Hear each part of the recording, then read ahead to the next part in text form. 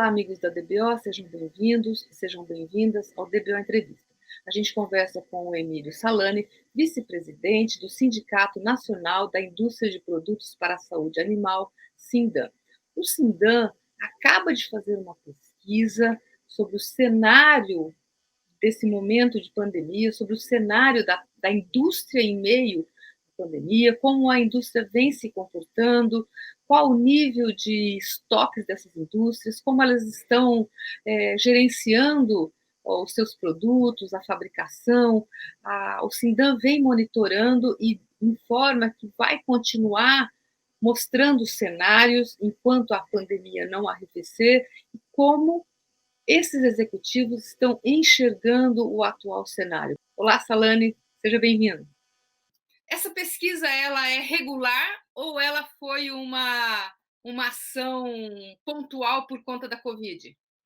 Bom, nós iniciamos com a previsão de fazermos uma fotografia de como estava a situação. Aí coletamos as informações do setor, fizemos o quê? Demos uma melhorada nas perguntas, porque a primeira vez você acaba soltando de chofre e não é tão assim bem trabalhada, ou talvez não é tão bem entendida por quem vai responder. Nós melhoramos as perguntas e fizemos uma segunda rodada. E agora, coincidentemente, a sua pergunta, segunda-feira eu falei com o nosso assessor de imprensa e ele está pensando algumas perguntas principais para que a gente faça agora no fechamento do ciclo de 120 dias de pandemia, porque a gente considera quando nós fechamos o Sindan e fomos para home office. Então, para nós, o início da pandemia é 20/3. Em linhas gerais, o que é que ela mostra? Onde é que vocês queriam chegar com ela? A nossa ideia inicial com essa pesquisa era termos uma ideia de como está agindo cada um dos nossos associados, obviamente os respondentes, né? Aqueles que não responderam, fica complicado, como eles estavam percebendo a determinação da ministra e do presidente em estabelecer a saúde animal como um serviço essencial, primeira coisa, e a segunda coisa é trocar um pouco de experiência de como cada um estava agindo com as equipes de produção nas fábricas e com as equipes de cada subsegmento, aves, suínos, bovinos e animais de companhia. E também pegar uma pinceladazinha de como estava o pessoal administrativo. Esse a gente já tinha informação que praticamente 100% está em home office. Então a gente ficava bem tranquilo com relação a isso. Vocês ouviram 23 empresas. Que responderam sim. Nós temos 85 associados, a gente manda para todos e a gente acabou obtendo aí ao redor, vamos dizer aí, de um 35% de empresas que responderam. Essas empresas são públicas, os nomes, elas são representativas do setor, elas dão um panorama claro, ou Sim. como nós vamos fazer uma outra, aí você vai ter realmente uma representação, ou com essas 23 já dá para ter uma ideia do que pode ocorrer? Desde a primeira rodada, Vera, nós vamos agora para a terceira. Desde a primeira rodada, nossos respondentes faz o Pareto do negócio, acima de 80, né? Então é bem significativo que nós estamos recebendo deles. A segunda, na minha opinião, foi ainda mais específica, mais detalhada, mais entendível do que a primeira, e essa terceira agora, eu estou acreditando muito nela porque nós amadurecemos em termos de pandemia. 4 meses operando sob uma pandemia já dá um bom conhecimento para nós de como nós estamos agindo e nós queremos duas coisas nessa nossa próxima rodada. Quais foram as flexibilizações que foram feitas? Pessoal de ruminantes foi para o campo? Pessoal de animais de companhia foi para o campo? Pessoal de aves foi para o campo? Legal. Vocês estão tendo problemas de obtenção de ingredientes ativos, ou excipientes, ou materiais de embalagem? E como está a transação comercial? Vocês estão no nível comercial que vocês querem e estão recebendo a contento? Quais foram as respostas que vocês consideraram preocupantes nesse momento da pandemia? Olhando primeiro a nosso principal objetivo, que é proteger vidas. Obviamente, a gente tem que proteger o negócio. Nós trabalhamos para proteger o negócio. Nós estamos aqui para representar e defender o setor. Mas a minha primeira preocupação, Vera, era o quê? O que podia acontecer com o passar do tempo, com o pessoal voltado para a parte de fabricação, para as plantas, certo? E eu tinha, assim, um receio que pudesse haver alguma intercorrência, ou no afã de flexibilizar mais um pouco, a gente ter a possibilidade de ter exposto alguma pessoa ou outra. Então foi muito interessante. Inclusive, nós aprendemos bastante nessas pesquisas, na conversa, nas trocas de informações, que nós fazemos mensalmente uma reunião do Conselho Consultivo, que são 23 empresas que se reúnem com o presidente e com a diretoria, que também fazem parte do conselho.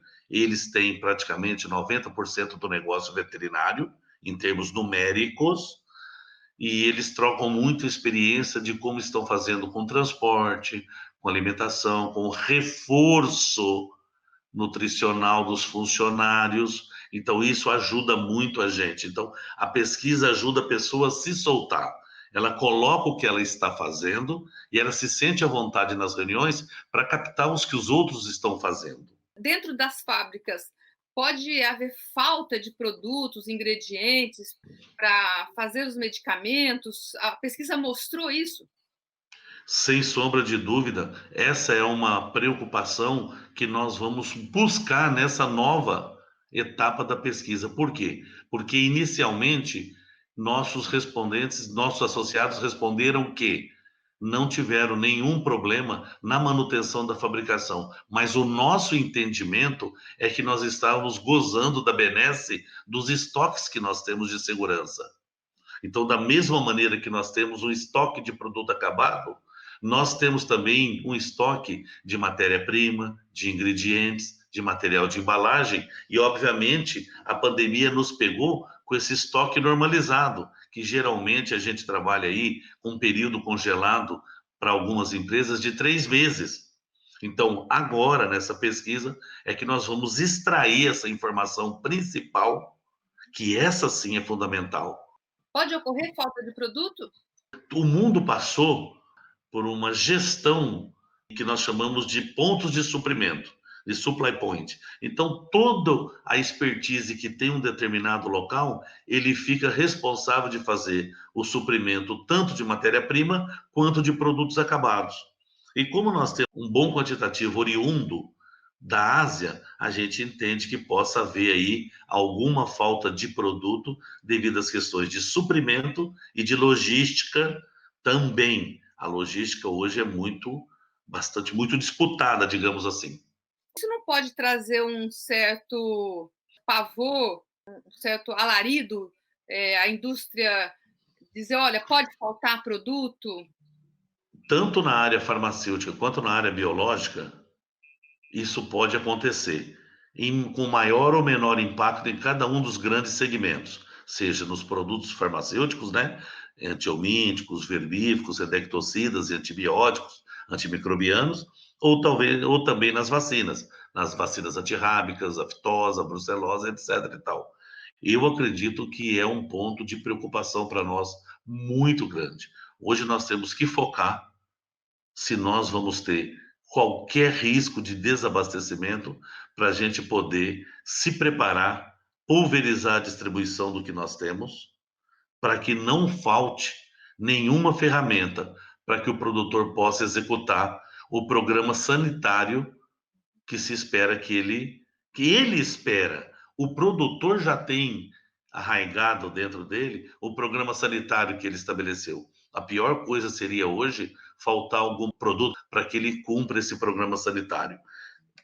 Vera, é muito simples. O programa sanitário está diretamente ligado ao que? A produtividade, ao resultado, à disponibilidade, à oferta. Não tem como escapar dessa correlação.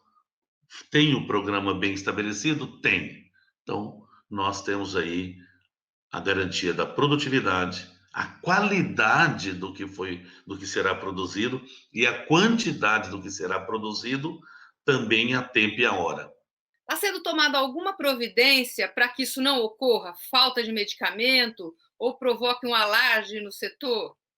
Bom, eu acredito que agora nós vamos colher essa informação, que é o que nós achamos que não é tão simples de você redirecionar o teu suprimento.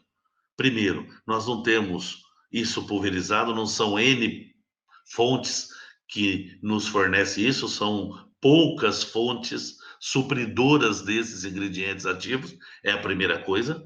Acreditamos que vai existir uma elevação do custo disto também, que é outra preocupação nossa muito grande, e nós temos um grande ponto, Vera, é que nós validamos nossos fornecedores, nós validamos o material que a gente adquire. Então, você, hoje, para sair desse teu fornecedor, você não sai no estalar de dedos, a não ser que você tenha mais de uma fonte validada, é complicado. Então, hoje não é tão simples. Nós trabalhamos com saúde, com segurança alimentar. Eu sempre falo, nós somos um elo pequeno, mas fundamental na cadeia produtiva com os nossos produtos, para garantir a sanidade. Então, acredito que se nós tivermos um determinado problema, um crash, uma fonte supridora, não é tão simples a gente mudar essa fonte, porque não existe, e as questões também de validação. Se essa situação de falta de medicamento continuar ocorrendo para o segundo semestre, alguma campanha pode ficar comprometida por conta disso? Ou pode acontecer uma falta generalizada sem comprometimento de campanhas? O que eu acredito é nas validações, Vera. Você adquire uma matéria-prima validada de um fornecedor validado por um determinado valor. Se você não acessa essa matéria-prima desse teu fornecedor, não é simples você passar para outro. Primeiro ponto. O segundo ponto, vai para a ponta. O produtor também, no seu programa sanitário, ele tem produtos que ele validou e tem produtos que ele prefere. Os preferenciais ele pode até trocar, mas aqueles que ele validou, hoje na área avícola, na área de suínos e aves, você tem muito programas pré-estabelecidos, você tem muito acordos, contratos feito com empresas que vai te fornecer por 6 ou por 12 meses. Então aquilo já está pré-estabelecido dentro do programa de criação do pintinho até o frango, do leitão até o suíno de abate, já está programada a utilização daqueles tipos de medicamento. Eu acredito que nós vamos ter faltas, não vai ser generalizado, não acredito que vai ser generalizada, porque todos estão agindo rapidamente, porque no final do dia nós temos também que buscar os nossos números, os objetivos das empresas, os objetivos de comercialização, e nós só vamos fazer isso tendo disponibilização de produto. Qual que é o índice de internacionalização desses produtos que as indústrias utilizam, dessas matérias-primas? Nós não temos esse número hoje, seria um número muito bom de termos ele em mãos, que ele dá uma ideia da robustez do abastecimento. Mas nós temos poucas fontes supridoras de matéria-prima, de ingredientes ativos no Brasil. Não podemos confundir, Vera, o que é farmacêutico com o que é biológico, né? Biológico nós partimos de sementes, de vírus. É hoje a história do corona, né? Dominar o corona para fazer uma vacina, né? Então, nossos vírus, nossas bactérias estão dominados, né? E nós temos essas sementes em casa, não trazemos de fora, né? Então, salvo algum ou outro produto biológico que nós importamos, também pelas questões de supply point, de pontos de suprimento, de expertise, não tem condições hoje, Vera, de uma empresa que tem representações em vários países, fabricar tudo em todos os lugares. Ela tem as expertise em cada um dos locais. E aquele local se especializa em fazer aquele produto. Se lá ocorre um problema, a tendência é que a escassez ocorra. Eu não acredito muito na falta de produtos na parte biológica, mas na parte farmacêutica nós podemos ter alguma falta, principalmente por esse ponto que você falou. Eu entendo que um grande percentual dos insumos adquiridos vem de fora, são internacionais. O Salani, você disse que as indústrias têm uma preocupação com queda de resultados, né? Sim, sem dúvida.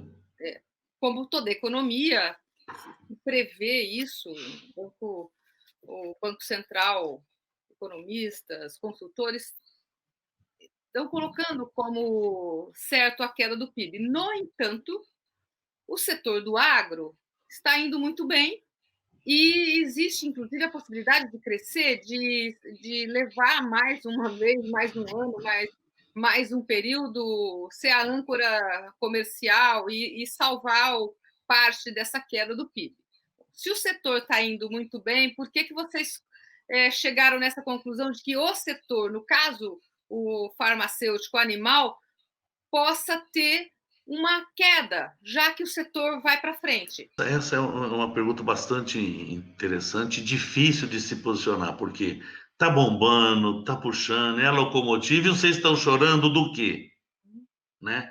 A questão é entender como funciona a nossa vida no sistema produtivo, né?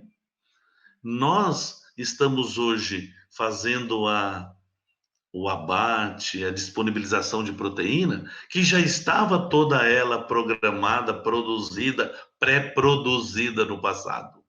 Principalmente se você sair da avicultura e suinocultura e for para bovinocultura, onde o ciclo é um pouco mais longo. Hoje, qualquer abertura de palestras, de leilões, de venda de genética, fala, vamos encurtar o ciclo, abater um animal o melhor possível, com o melhor peso, o mais jovem possível. Então, a gente tinha parte disso produzido. É óbvio que a exportação está equilibrando tudo, mas nós temos um percentual grande de consumo que é destinado a produzir proteína para o mercado interno. E para este mercado interno continuar consumindo, a gente precisa que as coisas pelo menos se mantenham estáveis, possíveis de se administrar aqui dentro do país. Então, eu acho que nós pegamos a cauda do que nós tínhamos produzido, nós estamos produzindo, o governo foi muito hábil em estabelecer os serviços essenciais, nós fomos contemplados com essa determinação presidencial, isso facilitou muito na nossa vida, corroborado pelo Ministério da Agricultura, que deu especificidade no que era essencial de verdade. Nós não tivemos grandes problemas, salvo aqui ou acolá em um município ou outro, mas eu acho que se a situação não se manter pelo menos administrável, pode haver uma queda de consumo, que nos preocupa um pouco. Se você fala assim, Milho, como é que se enche conversando com o pessoal da indústria frigorífica? E eles falam, ó, os cortes destinados aos restaurantes caíram, caiu o consumo. E falando com o diretor de uma das gigantes, olha, existem alguns cortes que estão sendo demandados, mas alguns cortes estão sendo pouco demandados, ou seja, são estocados. Óbvio, nós estamos tendo a exportação com todo o trabalho feito pelo Ministério da Agricultura, com toda essa união da indústria, todos estão unidos no sentido de mostrar segurança para quem está adquirindo as nossas proteínas, mas eu sempre tenho receio seguinte, não podemos esquecer que pelo menos na área da bovinocultura nós tínhamos uma relação 75-25, 80-20 entre exportação e consumo interno. Quais as ações que o Sindam pode tomar nesse momento para não trazer alarde para o setor?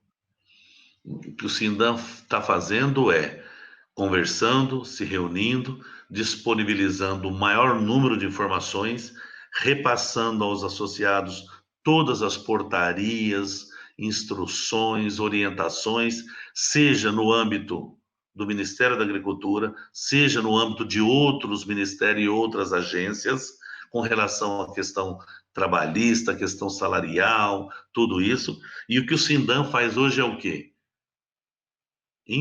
A interlocução entre o associado e o Ministério da Agricultura e as demais agências e ministérios que nos regulam. Então, o que o Sindam pode fazer nesse momento é isso, é levar essa tranquilidade, essa preocupação, né? Nós temos, por exemplo, empresas que aguardavam licenças do Ministério da Agricultura. E a vida continua, eles continuam aguardando, eles têm os seus lançamentos, sua introdução de produto no mercado. Olha o quão importante é você lançar um produto hoje. Você mostra o quê? Coragem, você mostra que você acredita no negócio, que você acredita de verdade que vai passar, você disponibiliza novas ferramentas para o teu cliente, para ele poder produzir com qualidade, certo? Com segurança e produzir sempre mais. Então, nós do Sindam estamos tentando fazer isso, nos unirmos, conversarmos, catalisar. O nosso presidente sempre disse, nós temos que ser um ponto focal. As demandas têm que vir no Emílio. O Emílio tem uma equipe bastante robusta de técnicos, advogados, assessor de comunicação, estão todos aí à disposição. Temos consultores, consultor na área de biologia, consultor na área farmacêutica. Nós temos um grupo bastante robusto e colocar todo esse grupo à disposição. Um exemplo que eu te dou é, na área regulatória, nós estamos caminhando numa velocidade bastante satisfatória. Quais estão sendo as orientações para que essa falta de medicamento, caso ela venha a ocorrer, ou só de vocês anunciarem essa pesquisa, não aconteça uma corrida às farmácias veterinárias em busca de medicamentos, como ocorreu na população de modo geral, quando começou a pandemia, a corrida aos supermercados, um frenesi por compras. Como é que vocês vão gerenciar esse produto para que não haja essa corrida às farmácias veterinárias? Bom, a primeira coisa é nos anteciparmos, né? Se nós soubermos, se nós conseguirmos detectar qual os ativos, qual ou quais ativos poderão faltar, em que nível poderão faltar, nós podemos tranquilizar o tomador deste produto. A gente entende que essa corrida que acontece na farmácia humana para proteger vidas, seja em busca de produtos que funcionam, que não funcionam, a gente acha muito difícil isso ocorrer no nosso negócio, porque o nosso negócio ele não tem aquele time de horas, de dias, correto? Se você precisa adquirir um produto hoje para fazer o teu programa sanitário para os teus animais contra verme, berne, carrapato, se você não fizer essa semana, fizer a semana que vem, não é o ideal, mas também não é uma coisa gritante, você não vai ter um prejuízo irremediável, digamos assim, se você não fizer hoje e fizer daqui 7, 15 dias. Isso na área animal. Uma coisa que nos deixa um pouco tranquilo é que nossos estoques no canal de comercialização é um estoque sempre robusto também, porque dada a questão geográfica desse país, né, você não tem condição de disponibilizar produto, principalmente a custo adequado, certo? No afogadilho, correndo. Então, nós tínhamos os nossos estoques de produto acabado, nós tínhamos os nossos estoques de matéria-prima, nós temos a percepção dos estoques que o canal de comercialização tem, então a gente acha que essa cadeia, esse balanço, essa dinâmica vai nos dar tempo de reagir. O que nós temos que dizer, claro, é usem, distribuam, pulverizem o produto, obviamente, não deixem de usar, e nós queremos dizer, alertar, que se nós tivermos problema de logística ou de elevação de custo, isso é inerente a cada empresa, o Sindam não se envolve com isso, mas, obviamente, cada empresa vai ter um impacto dessa elevação de custo. Eu não acredito numa falta generalizada. Pode haver uma falta pontual, mas acredito sim que possa haver uma elevação de custo que cada empresa analisará individualmente, uma vez que isso é inerente a cada uma delas. Nessa pesquisa, vocês conseguiram classificar por setor de pecuária, aves e suínos, quais os medicamentos que correm algum risco?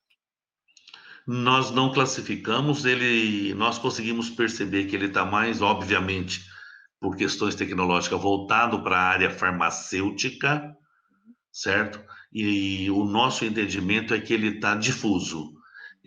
O risco, alto ou baixo, a gente vai medir direitinho, nessa comunicação que nós vamos fazer agora, tanto em aves, bovinos e suínos, ele está difuso, ele pode ter faltas pontuais. Por exemplo, você fala de uma ferramenta fundamental para a produção na bovinocultura, que são as ivermectinas, as lactonas macrocíclicas, doramectina, ivermectina, abamectina, moxidectina, doramectina, todas as tinas da vida aí.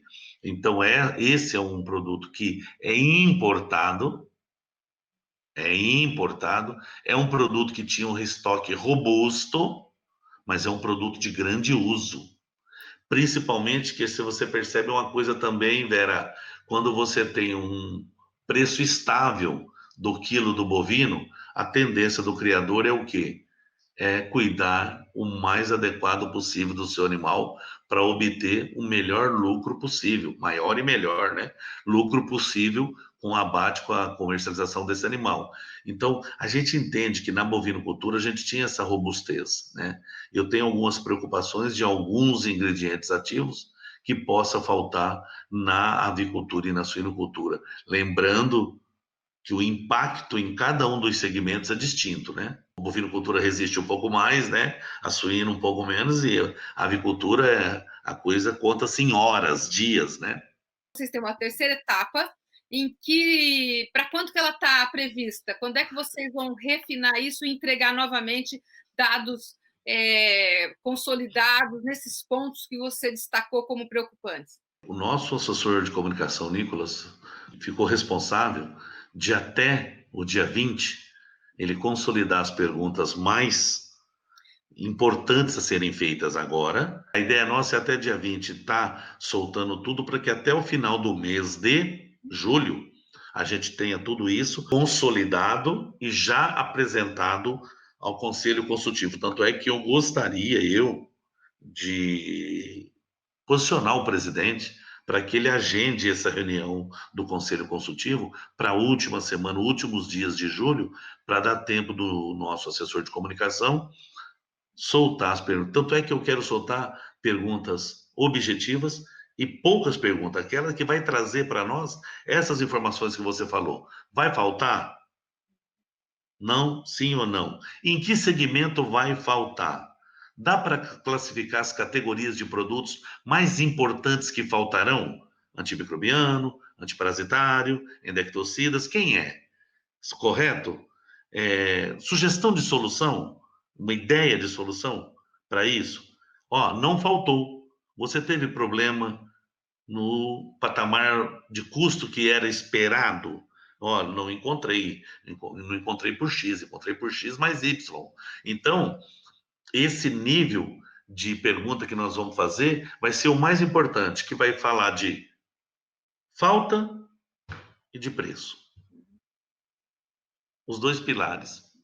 Obrigada, Salene, pela presença e obrigada a você que acompanhou o DBO Entrevista. A revista DBO de julho já está na mão do assinante e fala sobre a implantação de oásis nas fazendas em busca de ilhas de tecnologia que possam ser estendidas para toda a área.